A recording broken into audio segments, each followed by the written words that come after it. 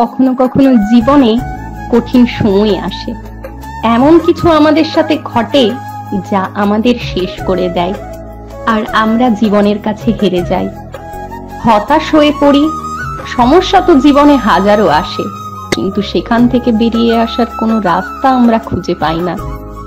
তখন কেউ আমাদের কষ্ট বুঝতে পারে না, আর না কেউ আমাদের কষ্ট দূর করতে পারে। তো এই রকম মুহূর্তে আপনি নিজেকে কিভাবে কন্ট্রোল করবেন? একবার একটি শহরে অনেক ধনী লোক ছিল। সে অনেক বড় ব্যবসা করত, আর তার জীবনে সমস্ত রকমের সুখ ছিল। বিলাসিতা বলতে যা প্রয়োজন তার সবকিছুই ছিল। কিন্তু একদিন তার জীবনে এমন সময় আসে যে তার ব্যবসায় অনেক বড় ক্ষতি হয়ে যায়। তার সমস্ত সম্পত্তি নিলাম হয়ে যায়। সে সারা জীবন যা কিছু অর্জন করেছিল সেই সব কিছু কিছুদিনের মধ্যেই শেষ হয়ে যায়। রাতারাতি তার সবকিছু বদলে যায়। এমন অবস্থায় সে এতটাই ভেঙে পড়ে যে সে মনে মনে ভাবে, এর থেকে ভালো আমি এই জীবনটাই শেষ করে দেব, আত্মহত্যা করে নেব। আর এটা ভেবেই সে শহর থেকে দূরে একটা পাহাড়ের উপর যায়, যেখান থেকে সে লাফ দিয়ে আত্মহত্যা করবে। আর যখন তিনি ওখান থেকে লাফ দিতে যাবে, তখন ওখানে একটা লোক বসেছিল। বসে থাকা লোকটি তাকে লাফ দেওয়া থেকে আটকায়, আর তাকে জিজ্ঞাসা করে, তুমি এখান থেকে কেন লাফ দিতে চাও? তখন লোকটি বলে, আমার জীবনে একটা সময় ছিল যখন আমি অনেক বড় ধনী ছিলাম। তো জীবন আমার সাথে এমন খেলা করেছে যে আজ আমার সবকিছু হারিয়ে গেছে। আজ আমার কাছে কোনো কিছু বেঁচে নেই। তাই এমন জীবন নিয়ে আমি কি করব? এমন জীবন আমার রাখার থেকে না রাখাই ভালো। তখন ওই বসে থাকা লোকটি তাকে বলে, তুমি তোমার সম্পত্তি হারিয়েছ, নিজেকে হারাওনি।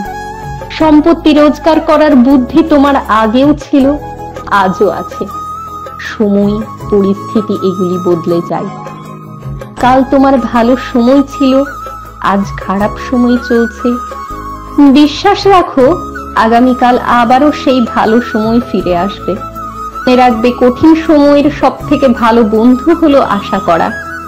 আর তোমার ভেতরে বিশ্বাস থাকলে তুমি সব বাধা পার করতে। এই কঠিন সময় তোমাকে ধ্বংস করার জন্য আসেনি, এটা তোমাকে আরো ভালো, আরো মজবুত করার জন্য এসেছে। তোমার সাহস, বুদ্ধি ও ধৈর্যের পরীক্ষা নিতে এসেছে। তাই তুমি তোমার বিশ্বাসকে নষ্ট করে দিও না।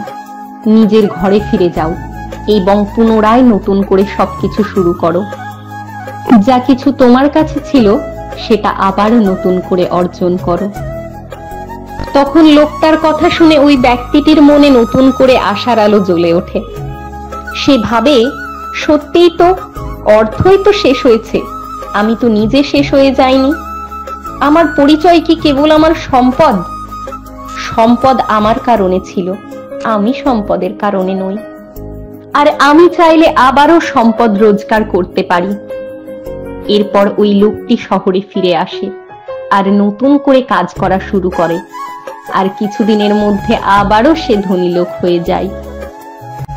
তো এই ছোট্ট গল্পটি আমাদের এটাই শিক্ষা দেয় যে সময় যতই খারাপ হোক না কেন, সেটা একদিন ঠিক পার হয়ে যাবে।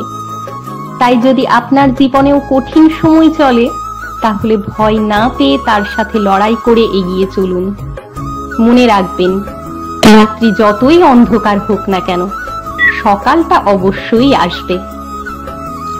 আমাদের এই ভিডিওগুলি কেমন লাগে তা অবশ্যই কমেন্ট করে জানাবেন। সবাই ভালো থাকবেন, আবার দেখা হবে।